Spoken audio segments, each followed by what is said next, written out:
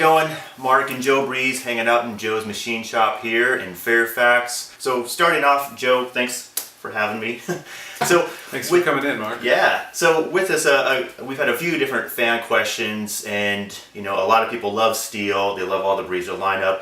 But a question we did have actually from Regan out in the UK was about titanium, and what were your thoughts on titanium as a material with your experience? Yeah. Hey, Regan. Thanks for your question. So yeah, titanium. I haven't worked with titanium. I believe it's one of those great materials you can make a bicycle frame from. Steel, aluminum, carbon, titanium. And all those materials have their good sides. And you can make a wonderful frame with each. Titanium, if it's made right, big caveat, it can last for almost ever. I call it an heirloom material. Give you a good light frame that can last a very long time.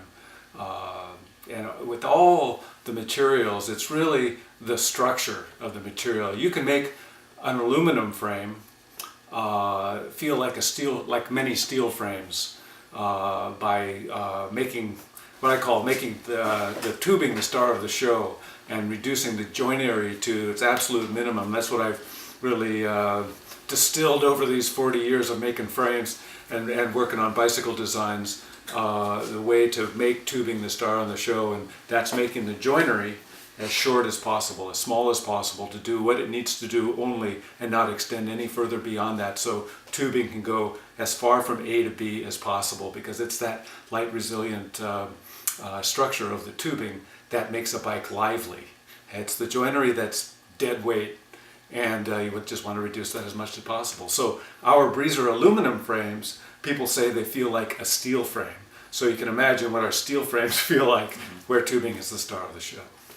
Nice. So, and kind of moving over into the ride qualities of different wheel sizes. So we've got the transportation bikes, some of the mountain bikes with the Steel Lightning, and we also have the adventure bikes. So some questions we had was regarding different wheel size. So what are your thoughts between 26-inch, 27.5, and 29-inch wheels? Yeah, okay, well, let me put it in a framework of mountain bikes, okay? A lot of talk about these wheel sizes, right? I usually tell people for cross-country riding and trail riding to ride the biggest wheel you can. And there are these inherent advantages, though you'll never make the wheels as light as, say, with a 26. Those inherent advantages of the bigger wheel sizes give you important feel in the bike. I call riding a 29er riding in a valley of confidence, okay? People talk about the rotating diameter of the wheels, and that's all great. What I like best about it is that versus, say, a 26-inch wheel to a 29-inch wheel, the wheel is 3 inches larger in diameter. That makes the fulcrum point of the bicycle, or the front of the bicycles, and the rear of the bicycle, 1.5 inches higher, right?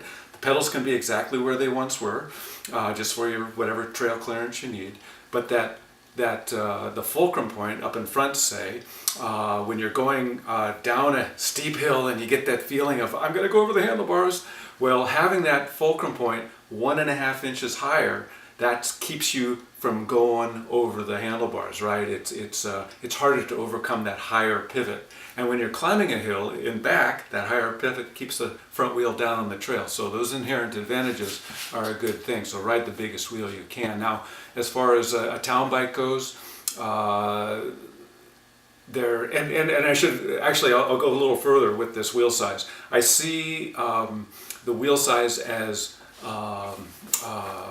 specific to the discipline, okay? Cross-country trail, you've got an enduro all mountain, you've got downhill. As you get to that more extreme part of the spectrum, we use bigger tires, right? And maybe we're throwing the bike around more, so weight matters too there. And with those bigger tires in enduro, yeah, maybe 27 is going to be the size. Maybe it's going to be 27 plus even. Which is actually more like a 29, right?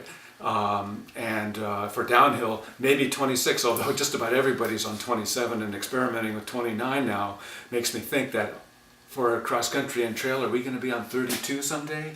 I don't know. But anyway, we'll see. For town bikes, a smaller wheel can be good because what you're doing in a lot of town situations where you're going to the store and these shorter trips in an environment where there are more places that you stop just naturally, where you're accelerating the wheel, a smaller wheel can be to your advantage. Every time you stop and you have to reaccelerate those wheels, the smaller wheel is going to be lighter and accelerate quicker. So there, a 26 might be an advantage over a big 28. Sometimes you can have those nice large volume 26-inch tires too, so it's nice on Yeah, potholes or trolley tracks. Yeah, hey, we want to be comfortable, right? And your first line of defense for comfort is your tire. So the bigger tire is going to be great for that. Yeah. Cool. So yeah, it seems like with 26-inch you have kind of the benefit of agility with like stop and go traffic. And then with the 29-inch wheel, you really have that stability where like the rider's center of gravity is a little bit further down compared to the axle. So it really has a nice kind of benefit for that stability in rough trail sections. That's right. Yeah. Awesome. And then lastly, we had questions on adventure bikes. We love that here at Breezer. We've got a lot of different platforms there. And we've had some questions about that with like the popularity of adventure bikes right now. It's kind of almost a resurgence of what the early days were in trying to make bikes kind of adaptable for that. What's your kind of feelings with modern day adventure bikes, and almost what's the relationship with like the early days of riding? Yeah, well, hey, at the beginning with the mountain bikes, we were just having fun, just out goofing around with our friends out in the woods in the off season from our serious road racing season. And but we were finding that you can get places on these bikes, and we were putting gears on them and doing just that. And heck, Steve Potts and I went down to New Zealand for a big trip down there in 1981, probably the first mountain bikes in New Zealand, and just other trips all around. And the larger tires. That whole adventure thing coming back is a great thing. People are really experience that fun in bicycling once again by getting out in the woods and for some overnights and just enjoying bike packing.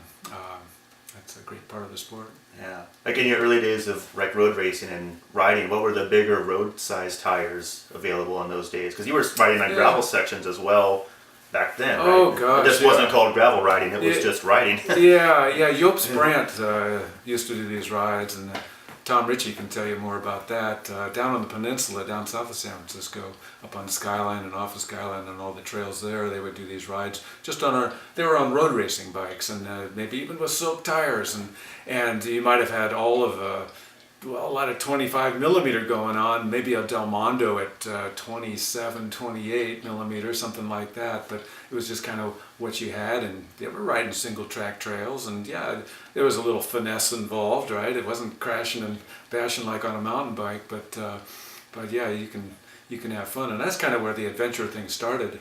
From the road bike world, coming from the skinnier tires, and as time went on, people were going, a little bigger might be good, especially with loaded traveling, so with panniers and all. Yeah, awesome. So it's got a cool name now, gravel grinding, but it sounds like it's been around for a long, long time. So and it will be around for a long, long time. It's just a fun thing to do. Yeah, and we're stoked that we get to help make some really cool bikes to allow you to get out there as well with the inversion, the Doppler, and the radar. You got kind of a mix of different variety and tire size and tire diameter with those three bikes to really help allow you to kind of choose the right bike for the amount of road and off-road adventure riding you like to do with those. So we'll wrap it up for this session. Again, if you got any other questions on the bikes, the models, or just riding in general, please let us know. Drop a question in the comment section.